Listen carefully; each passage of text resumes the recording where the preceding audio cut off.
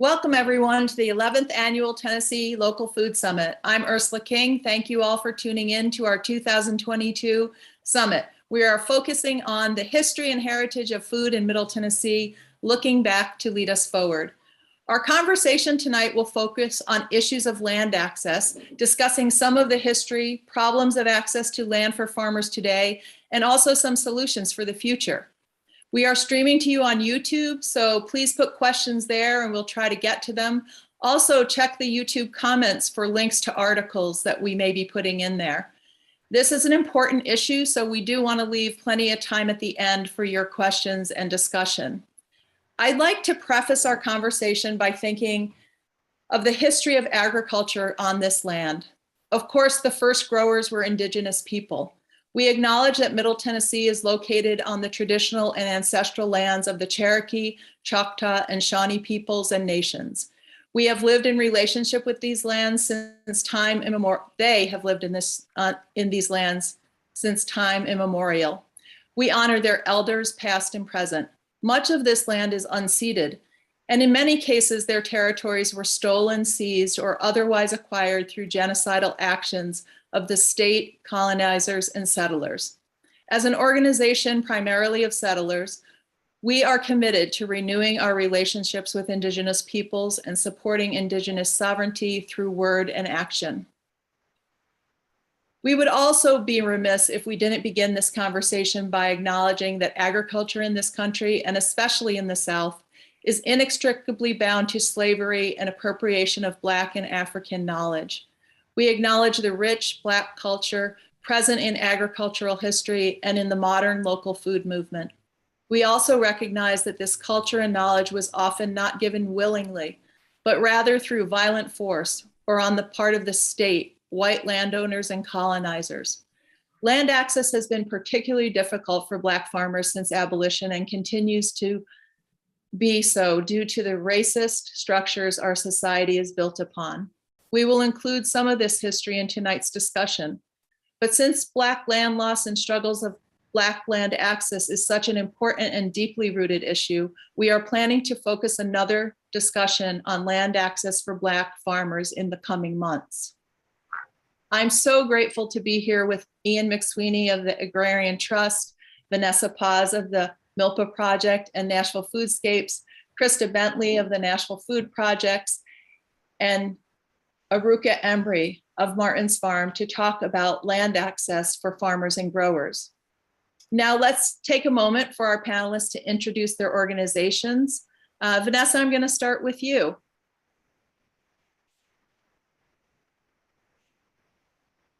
Thank you, Ursula. Hello, everyone. As a co-founder of Nashville Foodscapes with Jeremy Leckage, we play with our imagination and hard work to create a response to the deepening disconnection to our human relationship to land and each other.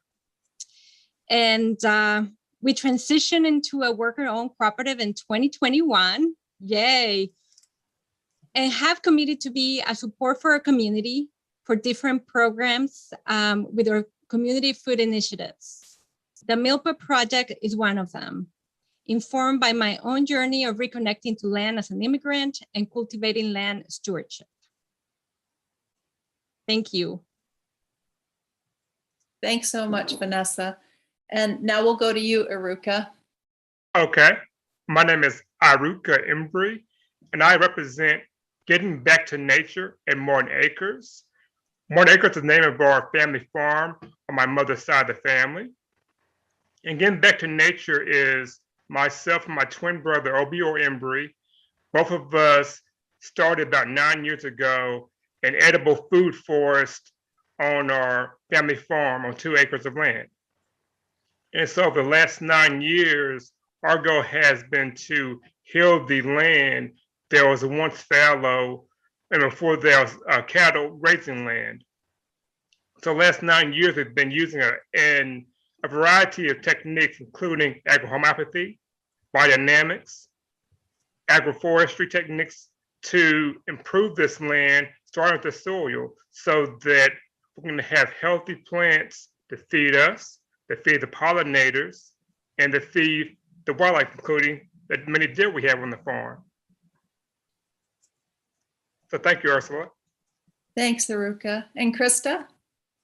Yeah, hi, thanks so much, everybody. I'm excited to be here. I'm here representing the Nashville Food Project, and our mission there is to bring people together to grow, cook, and share food with the goals of cultivating community and alleviating hunger.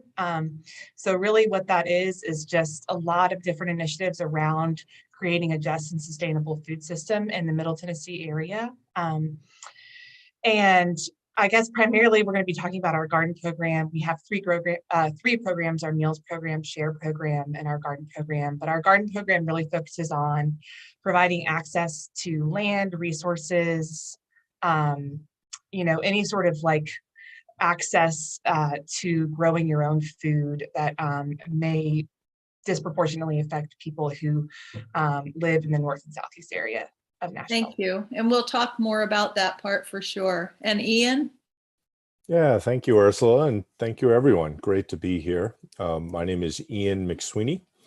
I'm the director of Agrarian Trust and co-creator, founder of the Agrarian Commons model. And so I'm not local and grateful to connect in virtually and miss visits to Middle Tennessee and look forward to coming back. But I live in southern New Hampshire, have a small farm with my family, and run Agrarian Trust, a national land trust focused on supporting next generation farmers. And what supporting next generation farmers looks like for us is the reality that farmers need land, and land is the basis of so much of agriculture, so much of culture, so much of our society, and is the basis of injustice that exists today, yesterday, and tomorrow.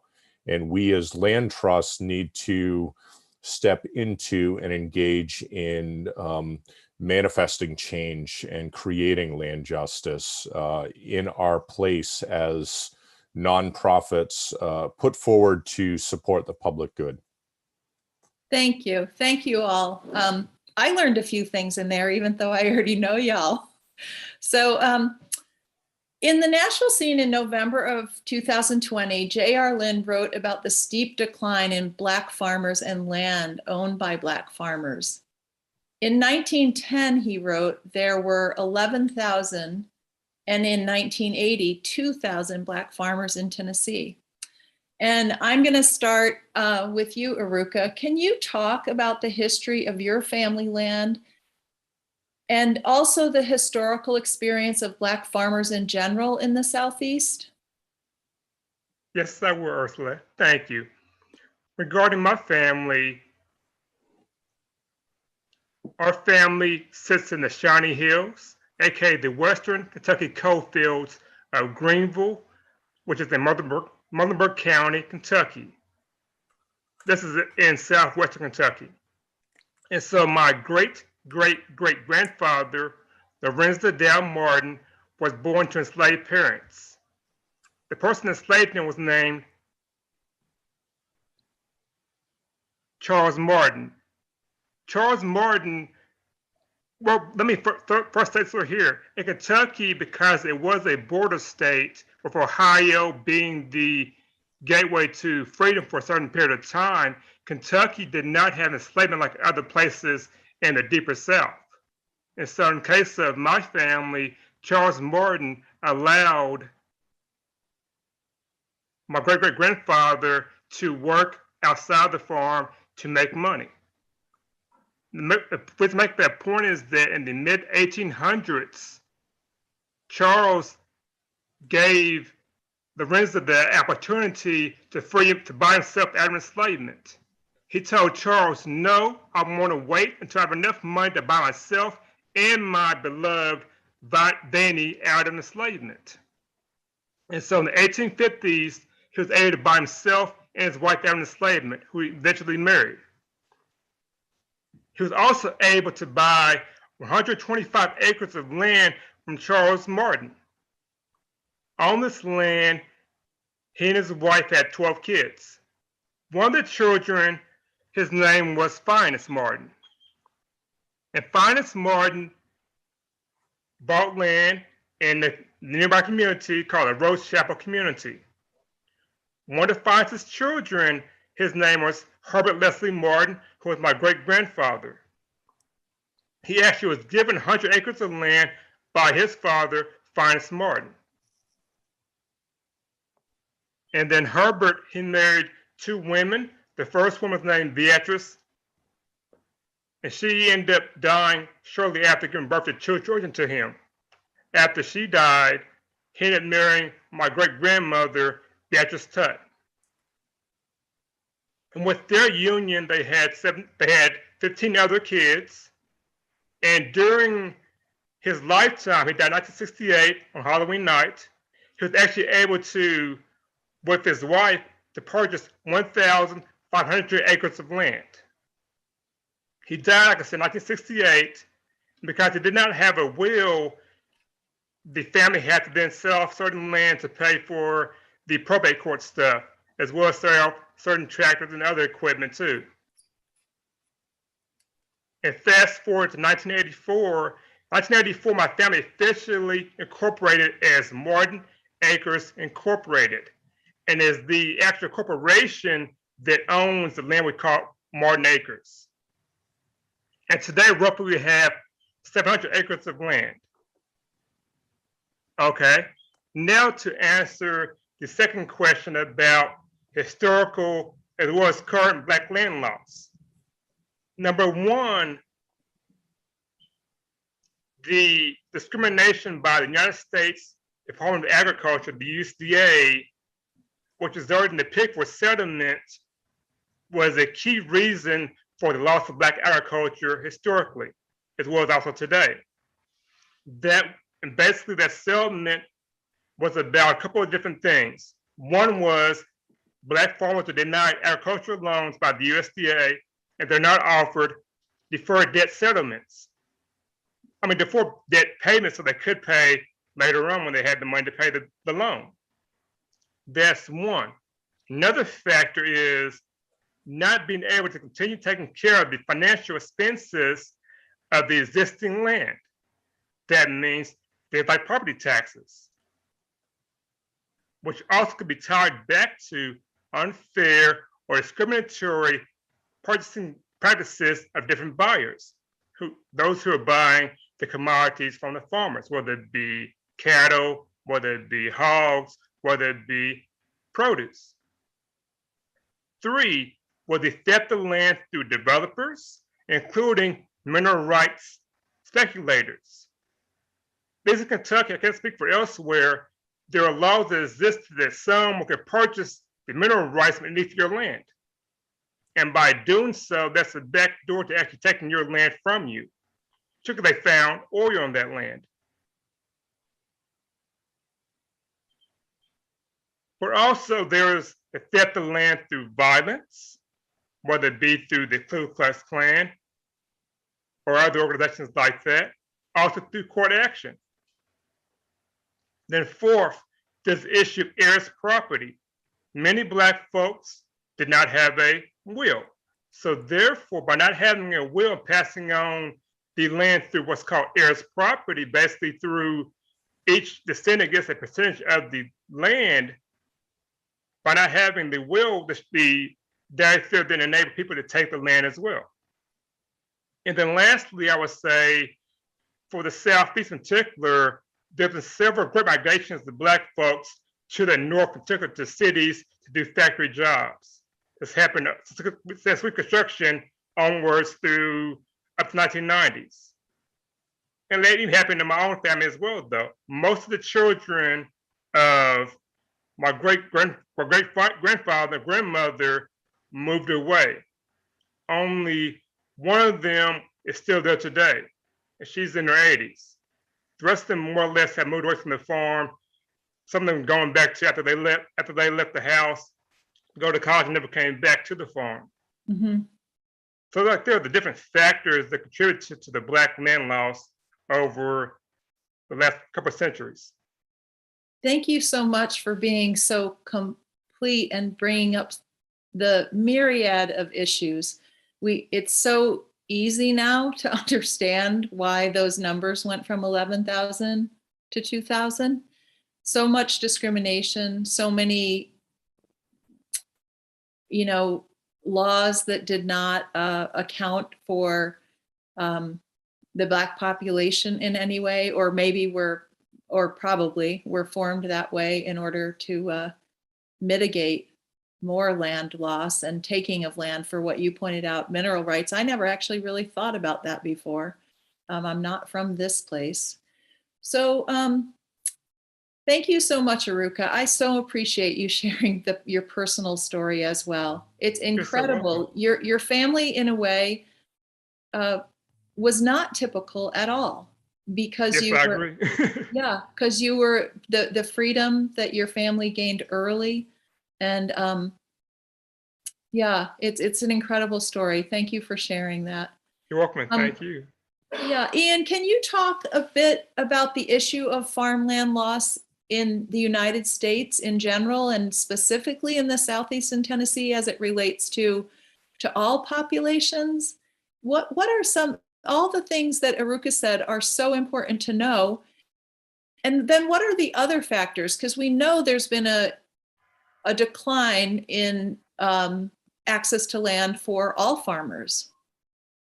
Yeah, happy to. And thank you for sharing, Irucka. And really to kind of hopefully complement that, I'll switch. The personal story is so powerful and important for us all to hear. And I think for me to add to that on a national perspective, I'd share some kind of more of the stats a little bit. And I'd call for the reality that, we in this country don't talk about land injustice. The last few years, we've begun to become aware of it.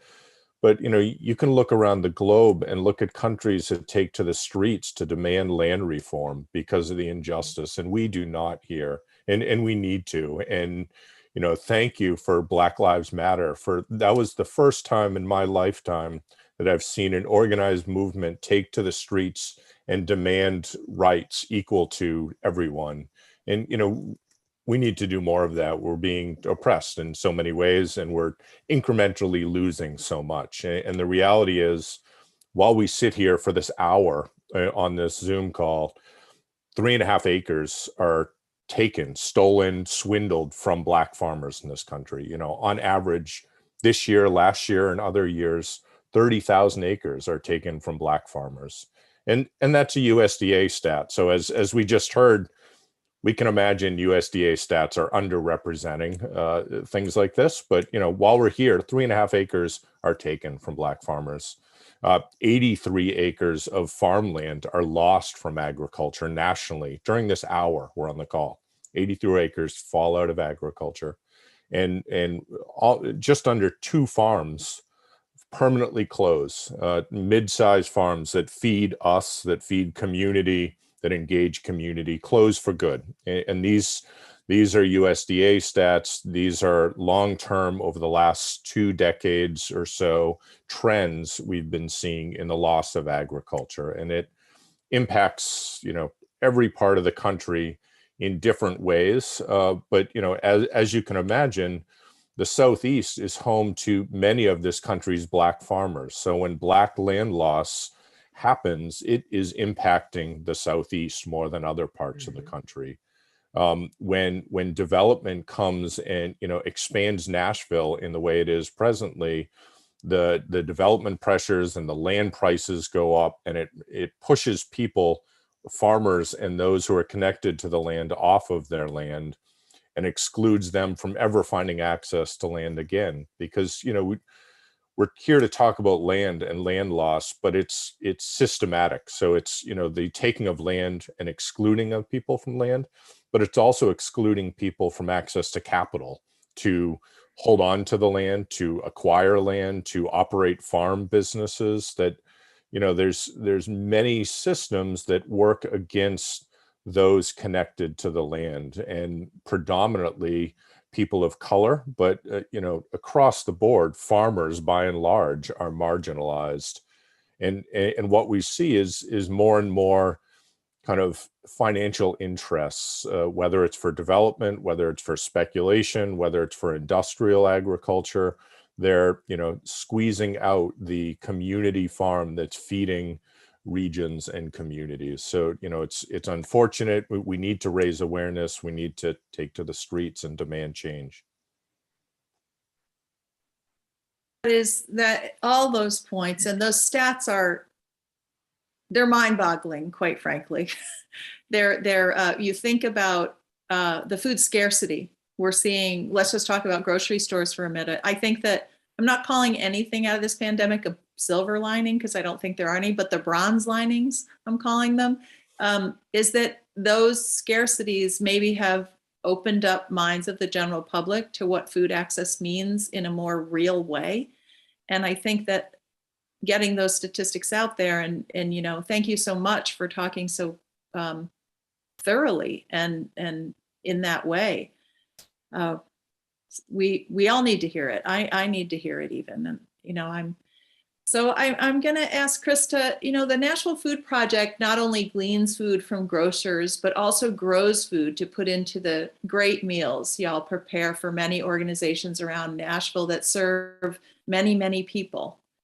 In order to do this, the Nashville Food Project needed to find land to farm. So can you describe the history of how the organization went about gaining access to land in order to grow more food to put into those meals? I know that I've been a volunteer there for a long time, I'm just going to say, so I know the meals you guys create are amazing, and you're feeding people really, really nice, beautiful food that wouldn't necessarily have access to that type of meal. Yeah, absolutely. I think first I'd just like to say I'm very humbled and amazed by the other people on this call. And it's so interesting to hear this from so many different perspectives. And I can definitely only talk about the perspective that we're coming from with our own programming, but there's just so much to cover here. And I guess I would say first, it's interesting to hear you describe our mission in that way. And I think it has definitely been one of the evolutions of the food project. I would say over the last 5 years, we've really focused on growing our garden program. And what that has meant is that the food that we're growing there isn't just going into our meals anymore, but it's really going back into the community in so many ways. So we have communal style farming that we do on our properties. We do individual style plots where we're actually supporting people with like having their own piece of land that they can farm on their own or garden on their own to grow for their families. And then obviously we have some market style farming opportunities, which I'd love to talk about later. And then that food is actually really going back to those individuals. So we're trying to create community food security through growing your own food and having the ability to access land. So some of it does go into our meals now, but I think it has evolved into so much more than that. And really, you know, that's what we need as we're building community food security in Middle Tennessee is to figure out how we can get that food back. Did you build partnerships to get access to land? How did you find land right around Nashville? Because that's tough. Yes, it is. So I would love to talk about that. So interestingly, we've had many gardens over the years, and many of those, 2 or 3 have closed down because they were on private land and there was a lot of gentrification happening in the neighborhood, and a lot of, they were getting developed. They were getting sold and developed. So we've moved around a lot, and currently we're on 3 sites. One of those it's actually a church-owned property that's on private land, and that has been a huge struggle, primarily for access to water, but also for long-term tenure. Anybody who farms knows it's really hard to invest the amount of infrastructure that you need on a piece of land if you don't know if you're going to be there for very long. So we are actually working on a 5-year lease on that site, and that's really exciting. We also have gardens on Metro Parks land, or MNPS land, so public schools land, and that's at our Magruder Garden site. And that is really interesting, navigating the number of stakeholders that have a lot of say over that space. But then I would say sort of the largest garden that we have is actually on a Metro Park property.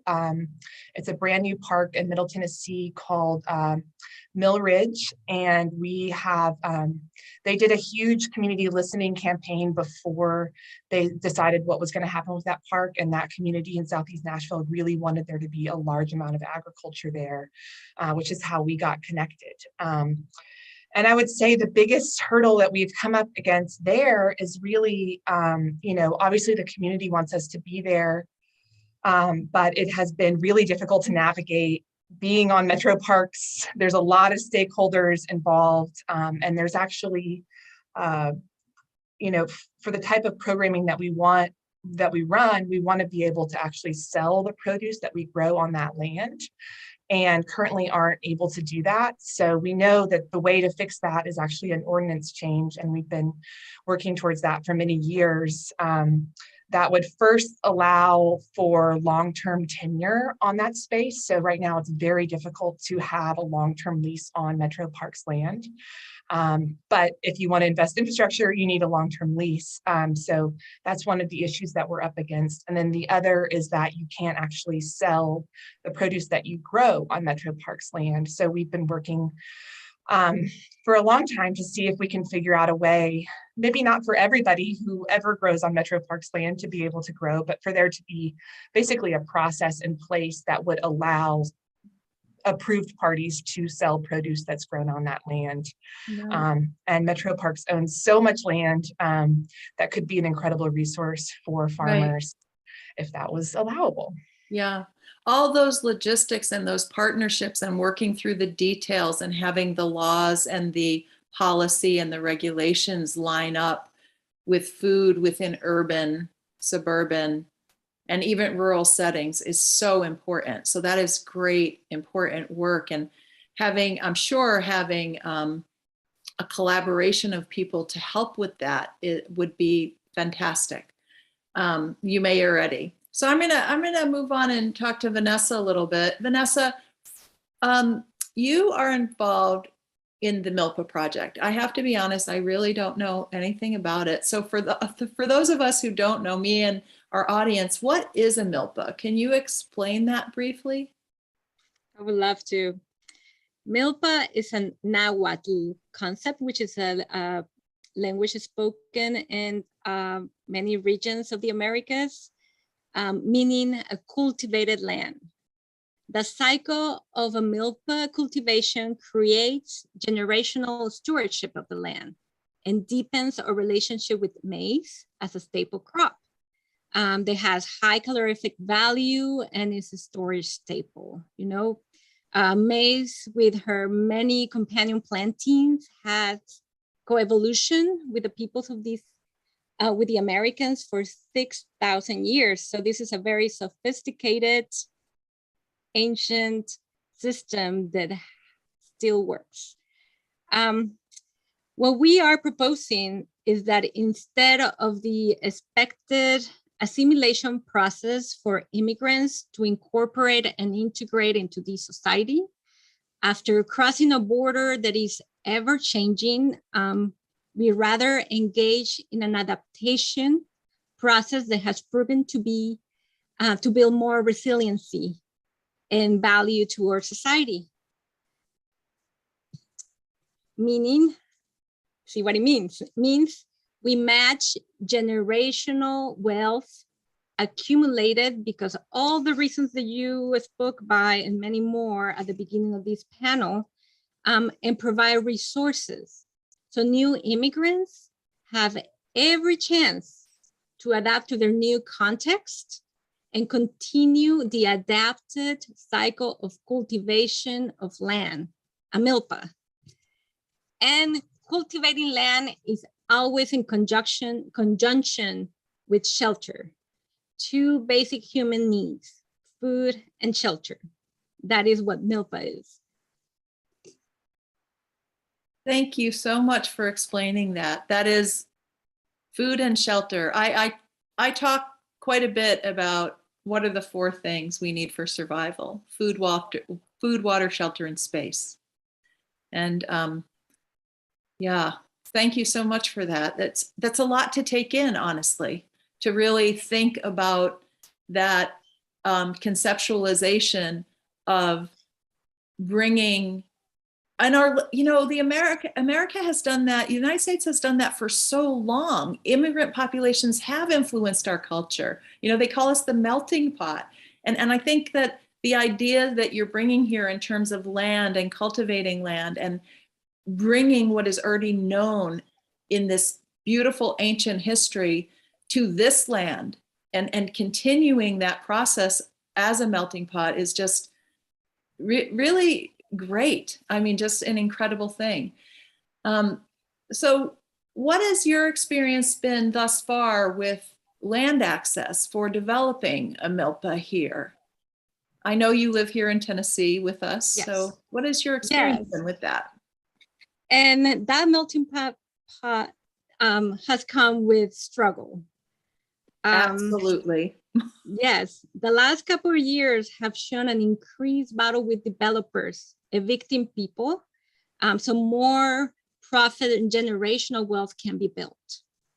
It is leaving us with an already depleted public resources and organizations that can only do so much. To cultivate a new society and culture where we adapt to the changing world and new challenges, we all need to collaborate and find ways to resolve the shelter and food needs for all. I'm open to hear ideas, and so we can imagine how that can look like.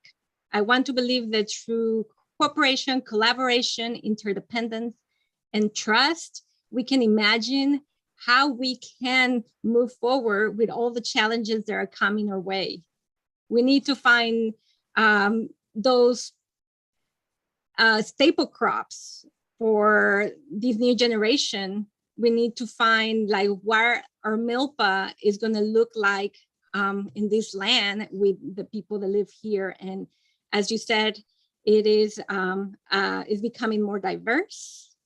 And that is a very positive thing, because the more ideas we have and the more generational knowledge that we have from people doing this for 6,000 years, we have a better chance. Mm-hmm. When it is a better chance, and you're reminding me that, my grandparents were Irish immigrants in the Northeast of the United States, and it was very discriminatory. I mean, I'm not going to share those stories, but they assimilated because their skins looked like they did. But it is but they did bring ideas, and it was a tough struggle. And I think we have to acknowledge that the struggles that exist now, that Irucka pointed out, that you're pointing out, that the populations that the Nashville Food Project is working, and the statistics Ian said, they are all part of us being creative and looking to our history and saying, this can teach us stuff to bring us forward. It's the theme of this conference for a reason, because we do have to look at those things and bring ourselves forward in ways that are acknowledging and also learning, constantly learning.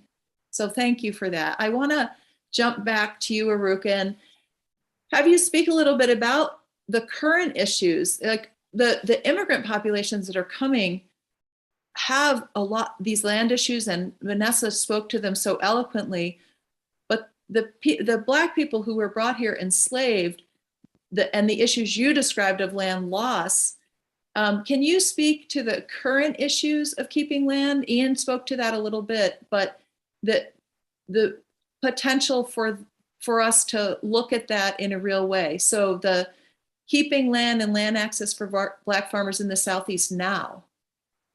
Okay, I'll do that, Ursula. Well, first off, there's still an issue with the USDA. And actually, even under President Obama, there are still issues with Secretary Vilsack saying things that weren't true. Basically, there was an investigation done by organization for 2 years looking at the statistics from the USDA and also doing FOIA requests and finding out that the numbers were fudged. The number of Black farmers didn't grow as much as he had said under his tenure that the USDA had. It's still the same issues as before with the being denied agricultural loans, not offered for debt payments. That's one aspect. Another aspect is that there are some landowners that refuse to sell their land to Black folks. That there has become an issue. I know Kentucky, different farmers that have tried to find land to purchase, but no one to sell them the farmland. Then three, we as Black folks, after having migrated to the north and to cities for so many years, have become citified. That's an issue for our own family as well, though, in terms of getting more people to want to be engaged on the land, is that we become citified. AKA, by being citified, I mean that we no longer understand what it takes to be, one, outdoors a lot, be the work ethic you have to be working on a farm, or even the connection to nature. And so there's one aspect. And then two, there's also the aspect of moving beyond land access in rural areas. I know that there are many urban farms and gardens, for that matter, that have been created over the last several years, whether it be in the South and in other areas throughout the country. And then lastly, I want to state some more good news about that there are various statewide, regional, and national organizations that are helping to keep Black farmland. Okay, and then also, this is in Tennessee. I have statistics for 2007, 2012, 2017. There's a loss of land for Black folks for 2007, 2012. But from 2012 to 2017, according to official statistics, though, there's actually an increase in Black farmers in Tennessee. So basically, it's the last thing I want to say about this is that there are more people willing to go back to the land they were originally in cities. I see that all the time we're going to conferences that there are more Black folks, regardless of their age, they're saying, I want to go farm. The same thing for myself and my twin brother. We never thought when we were kids we're going to be farmers at our maternal family farm, Martin Acres. We never thought about that. But in 2012, we made that choice to start going back to the land. And so that's what it really takes for people to make that choice to go back to the land, on one hand, but on the other hand, it's the issue of collectively, in my opinion, getting the resources together, though, to purchase land and to keep that land. Well, yeah, because you teach engineering at TSU, so making the decision to go back to the land for you, that's a commitment. It's outside of the realm of what you do for a living most of the time. Yes, that's right. Yeah. So Vanessa, I'm just going to stick here on this panel just for a few more minutes on the issues around immigrants. How does access to the land empower immigrant communities?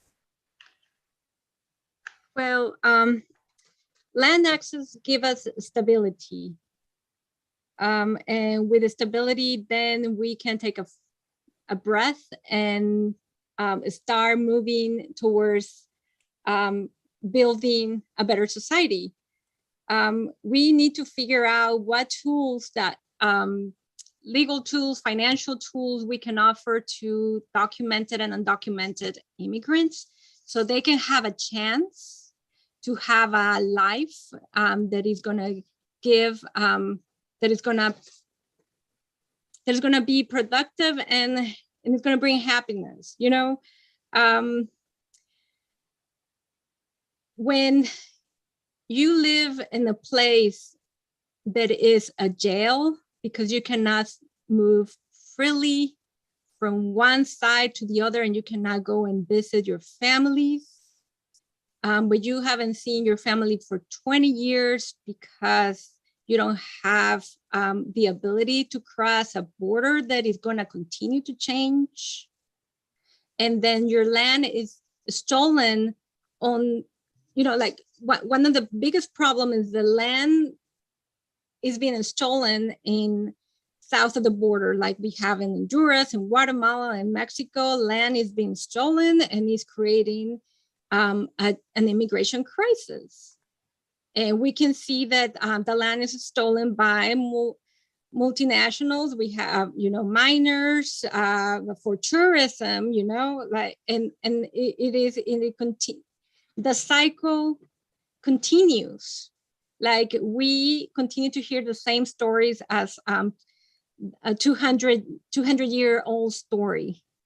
Let's start talking about like the 6,000-year story about cultivating on the land and creating land stewardship. Thank you. Generational stewardship, not generational wealth. Mm-hmm. You sent me in an email yesterday or today this sentence, and I'm gonna read it. The traditional family farm can be an isolating experience, and it can be financially difficult for those new to farming who don't have inherited farm equipment, fencing animals, all the things it takes to start a farm. So Ian, I want to turn to you. What are your thoughts on letting multiple families or small communities of people jointly retain long-term leases on farms that are put into your trust? Yeah, thanks. So I guess to answer directly, yes, the more the better. To spend a little time on this, I think we need to examine language some, right? Like it shouldn't be me letting people onto land. Like that's a false narrative of those who are holding and hoarding such wealth and marginalizing and excluding others from land, something that shouldn't be a commodity to begin with. So, how do we move out of that private property ownership, possession, and walls and fences and borders that exclude others from? Because the reality is we're all immigrants, unless we are indigenous to these lands. We all moved here for some reason at some point in time. And the other part of that is that with Agrarian Trust, what we've created is these local agrarian commons that we don't see it as our, again, kind of possession of, we don't see it as our trust. It's really the need to create community-centered land trusts, these agrarian common structures that are governed by and held by the local communities. And then we Agrarian Trust, like what do we have to offer into the relationship of that land holding structure? And we feel as an organization we have things to offer, but that's not control, decision making, holding equity and power. That's more along the lines of helping to raise awareness, helping to raise funds, helping to bring forward this legal structure and model that we feel is suitable for nonprofit land holding.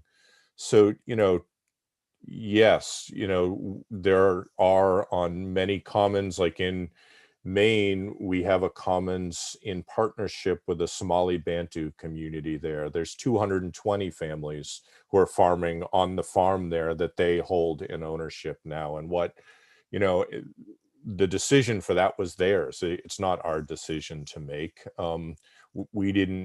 They selected the farm, they stepped foot on the farm, they said it was a good fit, and then we helped raise awareness and fundraise and the legal work and transaction to make it possible. But now they're building a farm, they're building community, they're kind of passing culture from one generation to the next. They're providing space for community, from elderly to young, to touch the land, to be on the land, to be with each other there. And that's all their decisions, not ours. So it's really, we hope through the model, the Agrarian Commons model that we created, that we hope we can co-create local agrarian commons with communities across the country in ways that represent and hold honor and respect for those communities, and allows them to lead and kind of define and vision the process forward.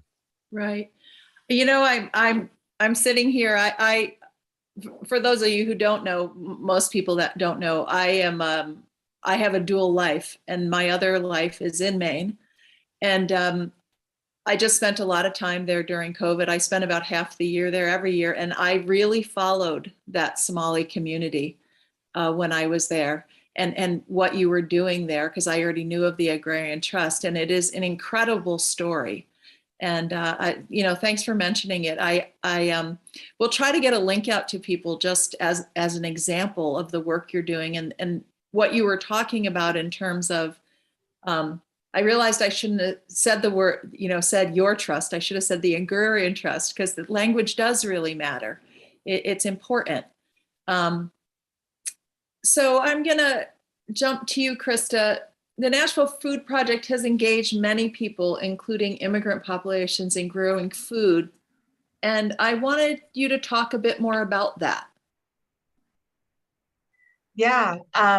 First of all, I think want to say I'm so inspired by what the Agrarian Trust does, and just feel like that is the goal as an organization that has a lot of privilege and power and tries to connect people with land. Ultimately, the goal is to not be in that position, to be providing access, but to be building that community in such a way that they can hold that power themselves. So I love that. And so, yes, I think a lot of our garden programming did originate from this goal of providing access to land for recently arrived refugees. And that's primarily our Growing Together program, which is our market garden program that I talked about earlier. And I think I would just go back to what Vanessa has been talking about, which is what we have seen through this program, is that ultimately, what this means, there's this feeling of home that is connected to having access to land for these communities that we're working with. And, especially for these refugees who have gone through so much, they need to really rebuild that sense of home. And I think that has been what we've seen in the spaces that we've opened up for different populations. So, and that's, ultimately, our goal is that they can start to take ownership of that and to start to create their own communities out of those spaces. Nashville has a lot of refugees and a lot of immigrant communities here. Do you find that there's a big demand, that demand is more than the land you have? Absolutely. We have a wait list usually on all of our community gardens. And, I think probably the next step for us is how can we open up more land and have a little bit less, control or say in the programming that's happening there. So how can we just provide access to land for people in larger swaths? And I think that's ultimately what people really want, is to grow and expand and build these communities themselves. Yeah. So I know in other places I've lived, that has been a goal as well.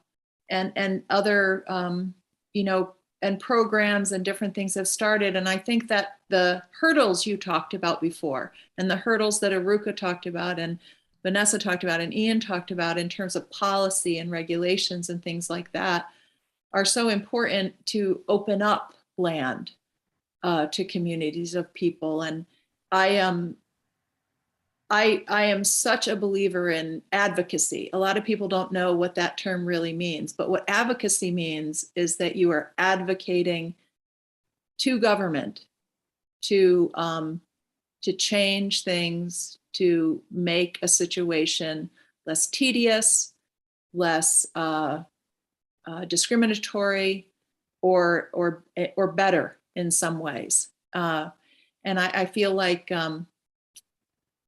having you all talk to that is an important thing for people to understand in terms of what can be done in those arenas, as well as in many.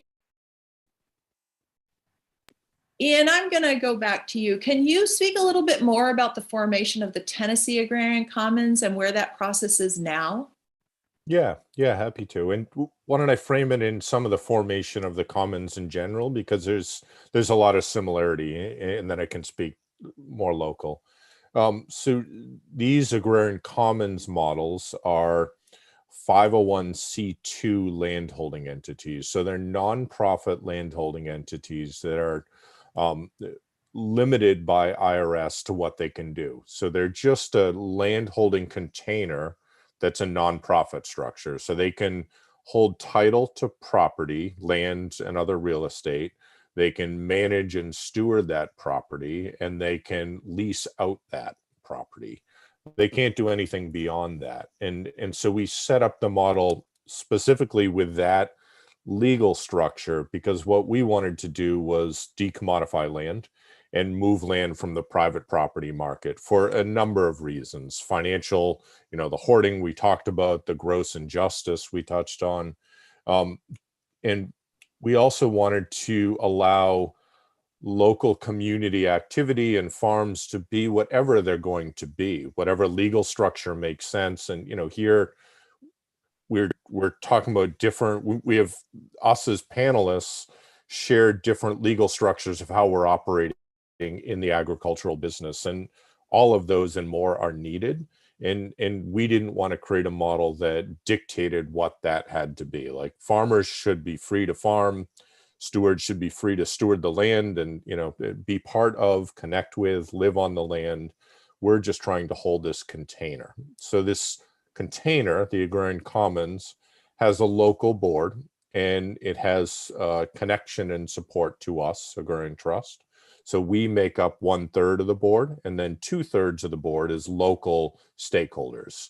There's those who hold lease interest on the ground, and those other community partners as well. And that's what makes up a board of an Agrarian Commons. And that those, leaseholders, let me just expand on this for a minute, because, this gets back to the language in some ways. Was, land access is important, but land access is step number one. Access only goes so far, as in healthcare, where there's a lot of talk of healthcare access, and yet that doesn't make healthcare affordable, accessible to all. It doesn't guarantee the right for access to medical services. So really, land access is great, but what we need is secure tenure to farmland for people to reconnect generationally with that land and be part of decision making for long-term stewardship and long-term agriculture and culture that comes from that land. So, the leaseholders in this model have a 99-year lease, or whatever the state law limit allows for. So it differs quite a bit. We have to work within state laws, but ideally it's a 99-year secure tenure to the land, where they have security, they can build equity, they can pass it on to their kids, they can sell it to someone else.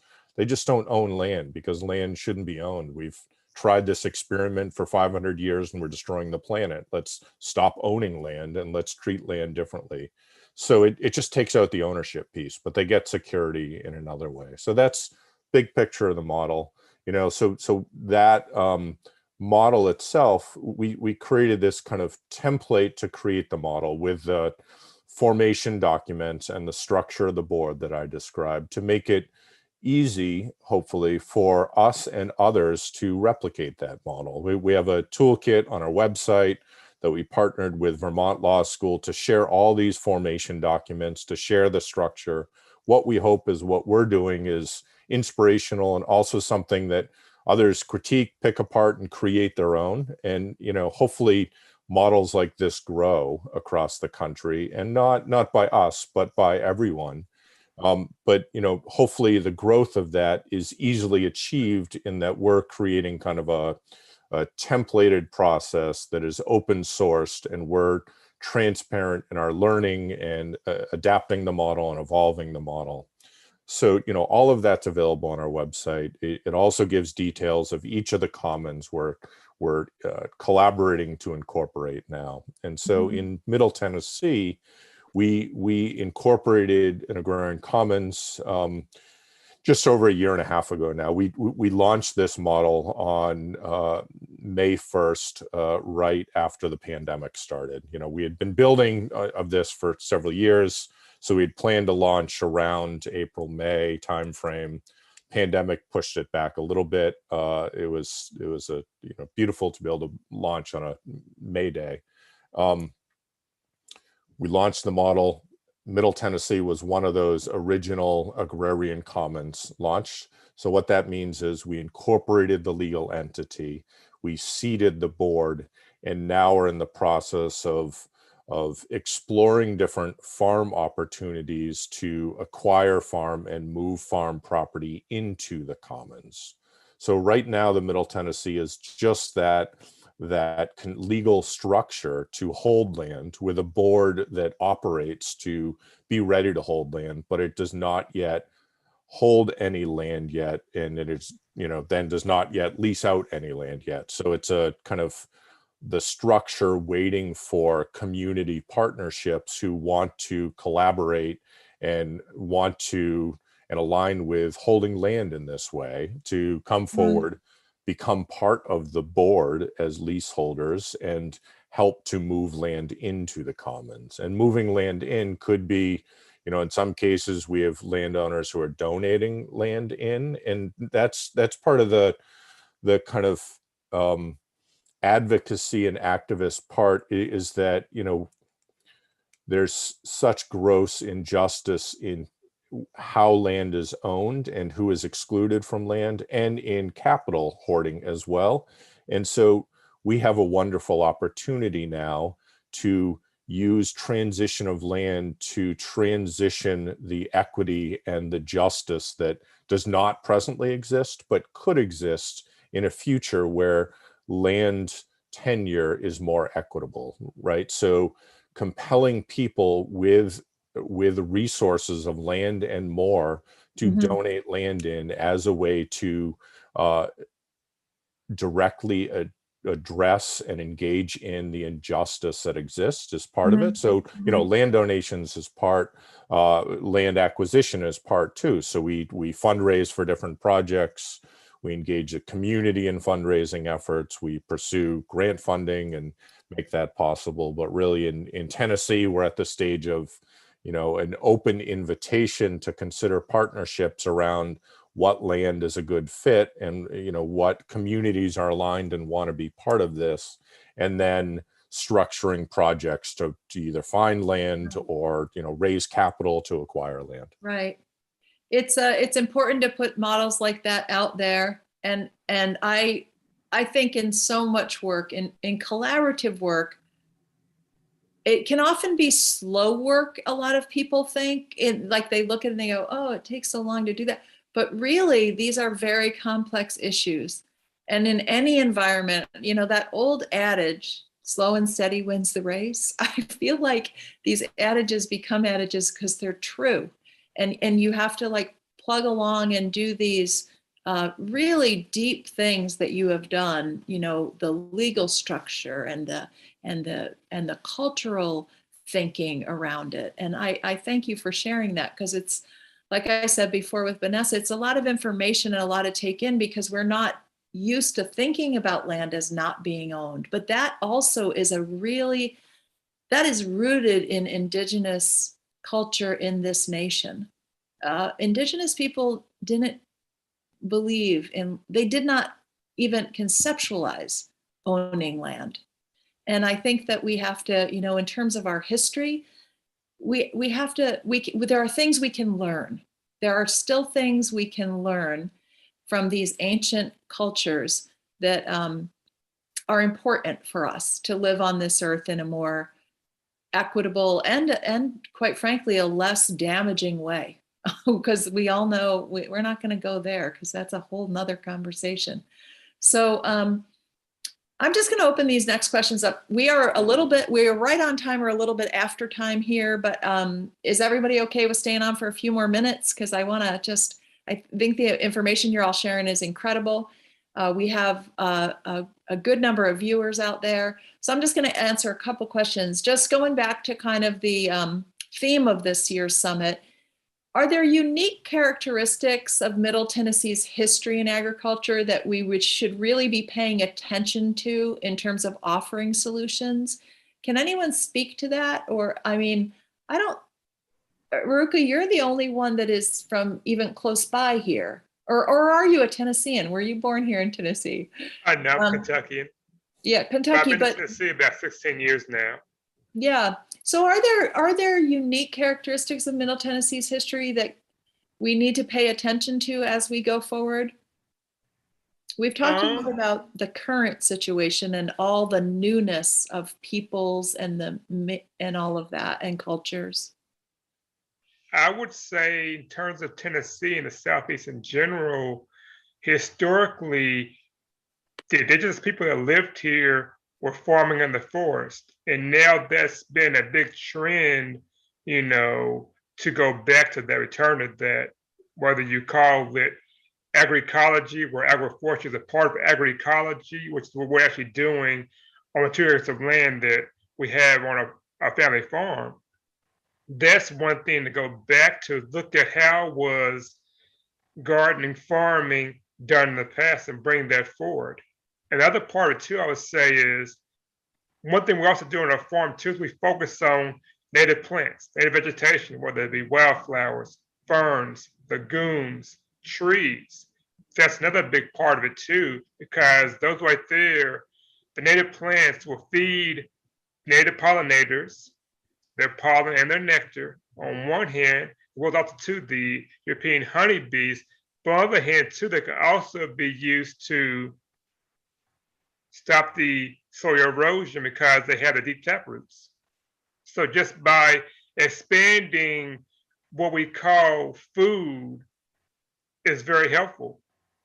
Like for us or whatever, we take the native plants or whatever, they may become herbal medicines. They may become jams or jellies, may become a shagbark hickory syrup. And so just by looking at the food that we grow and expanding that will be helpful. And Christa, I actually have no idea where you're from. Are you from around here? I am from here. I'm from Nashville. Although I don't know that I have a better answer to that question. Sorry about that. No I realized as I was looking over there, I'm like, I think Christa's from here. So did you have anything you want to say about that in terms of the history of Tennessee and agriculture and what we maybe should be paying attention to? I think that Irucka really hit on that, bringing forward the great wisdom of the indigenous people. And we have, I just want to put in a plug. There is tomorrow night, our film symposium, and Natalie Asker and Nicole Turner and I had the privilege of interviewing some TSU professors, and they talked about incredible things with regards to history. And so that'll be part of that film symposium tomorrow night as part of this summit. So I'm sorry for that kind of interruption in the question. I was half asking you. Yeah, I mean, I think I would sort of go back to Irucka's response to the first question, which is that there's a long history of discrimination in this region. And I think ultimately conversations like this are really important to figuring out solutions, because it really is sort of this shift of thinking and acknowledgement of what's happened that's so important to figuring out solutions. And we can't figure those out if we don't acknowledge what's happened. And maybe I'll just plug that we've also been working as an organization on this Stories of the Land, which we have on Saturday as part of this conference. And I think that is such an important part. Telling the story and history of the land is such an important part of understanding what's happened so that we can move forward and shift our thinking into ways where we're not talking about things like we own them. So I guess that's what I would say. And I had to plug something too. Also, I think to bring in what Vanessa said in that, the newer populations of people here, the newer people who bring their ethnic wisdom and their cultural wisdom, and the Nashville Food Project is working with some of those people and learning from those people, and what Vanessa was talking about, it's so important that we open our minds to all of that. I'm going to also plug, as part of this summit on Saturday, there are 2 sessions on the Mill Ridge Park that Christa talked about earlier, called Stories of the Land. It is the true history of land. Not always an easy story to hear, but something that must be heard. And so if you look at 10localfood.com, the website, you can register for those sessions. So I'm going to just put out one more question. I'm just going to lastly ask, what gives you the greatest joy in the work that you do? I'm just going to round table this. We're going to end with people, the passion that people bring to it. I'm just going to say for myself, I've worked in food ecology for a really long time, and having conversations like this, and having and making space for people to collaborate is what brings me the greatest joy. And I'm going to just say I'm so grateful right now, because it's been amazing to spend this time with y'all. And so let's just go around. I'm going to start with you, Ian. Yeah, well, thank you, Ursula. And this conversation is wonderful. I guess to answer quickly with 2 responses. One would be, what brings me the greatest joy is connecting with the communities I do across the country, and seeing how moving land into this structure I've described and into this relationality is allowing people and communities to move from this scarcity mindset to abundance. And to watch that progression is so beautiful to see, and such an honor to be witness to that. And I guess to give a specific example, that the second part of my second answer would be like, being on this panel, I was reflecting back on the first food summit that I came to years back, and gave a presentation on my work prior to Agrarian Trust, which was similar in vein in many ways, but it was running a private foundation and facilitating projects like this, but not leading a land trust. So it was partnering with others, and I shared forward a project that I was just beginning at that point in time, helping a new American immigrant community in New Hampshire acquire a farm. And so they acquired that farm into their community, into a structure similar, as I described, a nonprofit that they're part of, and multiple people farming on the ground. Their organizational nonprofit annual report this past year gave a summary of the impact to individual families since farming there. And the impact was first kid going to college, buying a home, buying a car, like beautiful things that are brought about because of the different relationship of land. Instead of being excluded from land, they were part of land, and they were able to live into abundance. And now the generational ripple that we'll have is just so inspiring. Thank you. That is inspiring. It makes you keep wanting to do what you're doing. I mean, really, to put in the time. So I'm going to go to you next, Vanessa. Thank you, Ursula.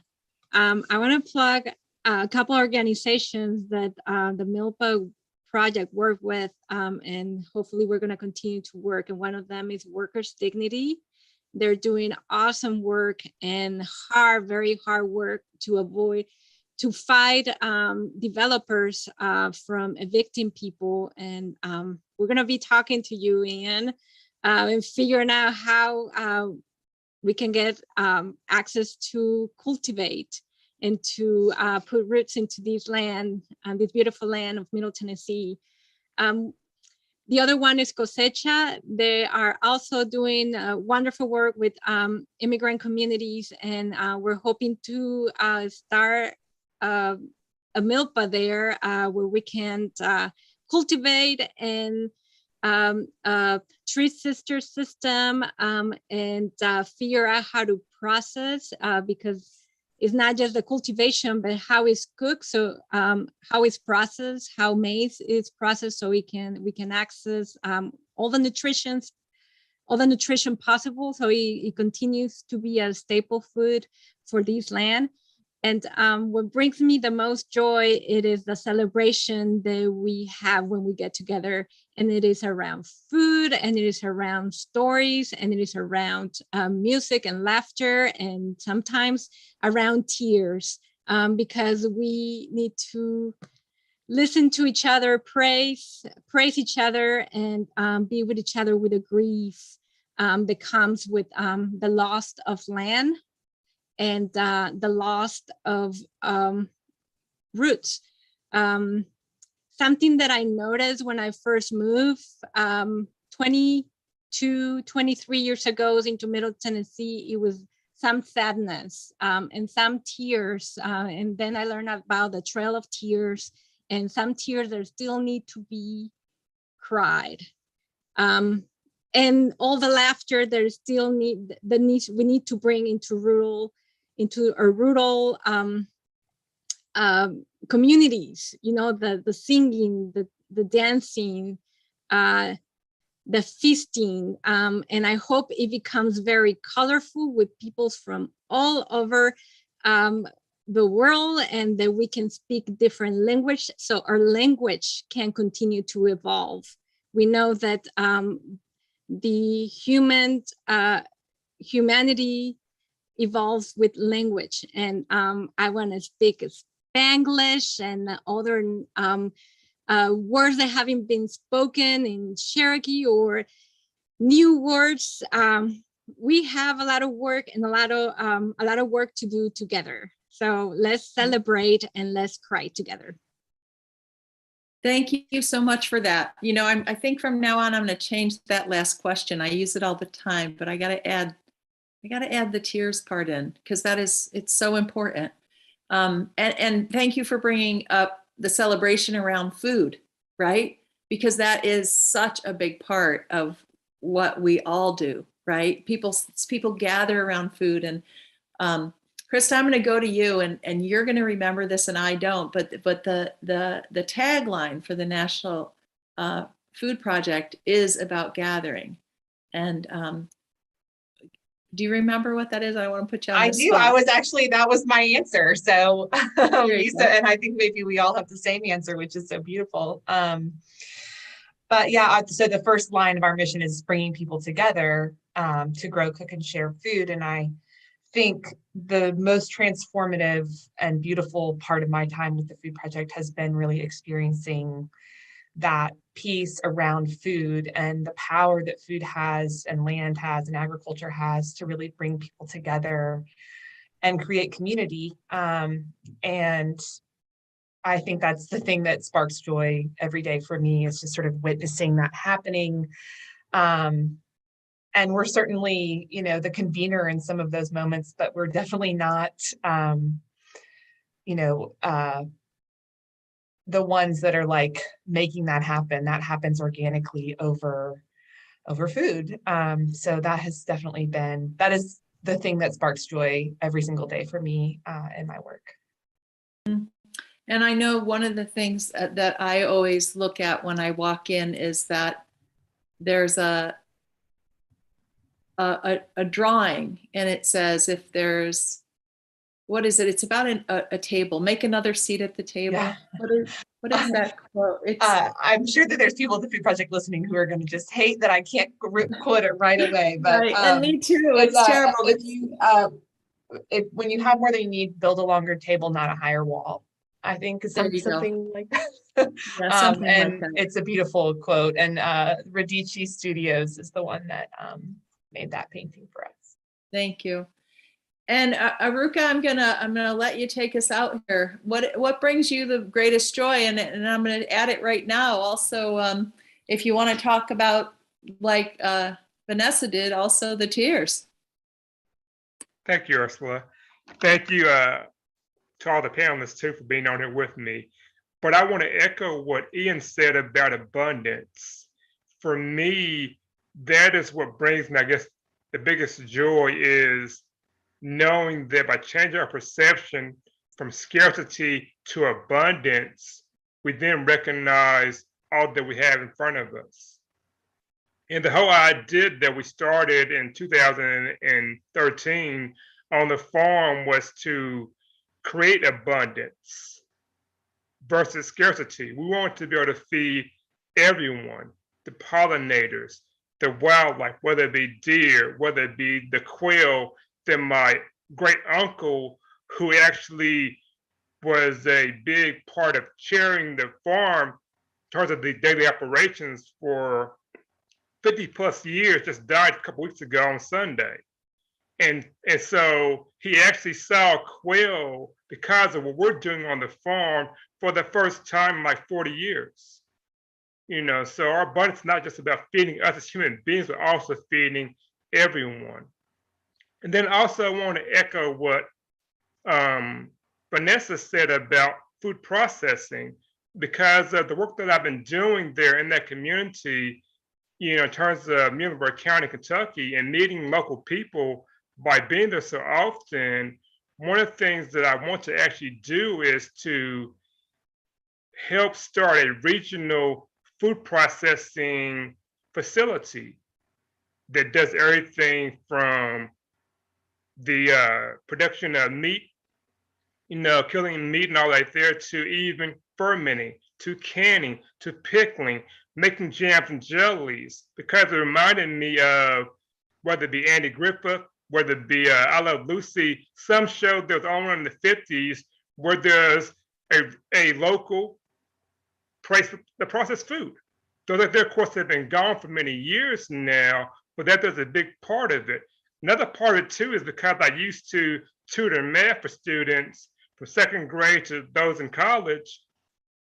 Part of what brings it joy is understanding that we have to give people the tools in order to be able to process their own food at home, or even learn how to cook again and get those home skills back again.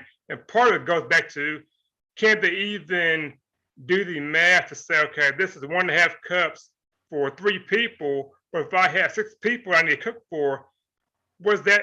How many cups of flour do I need? How many cups of water do I need? How many cups of this ingredient do I need?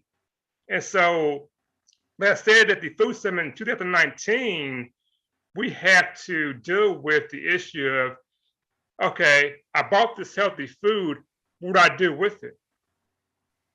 And so those skill sets have been lost throughout this country. And that has to be a part of the work that we do, is rebuilding those skill sets back on ourselves again.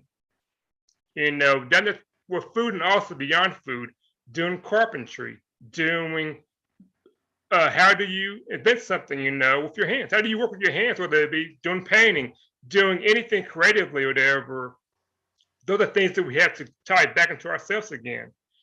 And then overall, the other than the abundance thing, what really brings me joy is healing. Healing of ourselves, healing of the land, healing of the greater universe.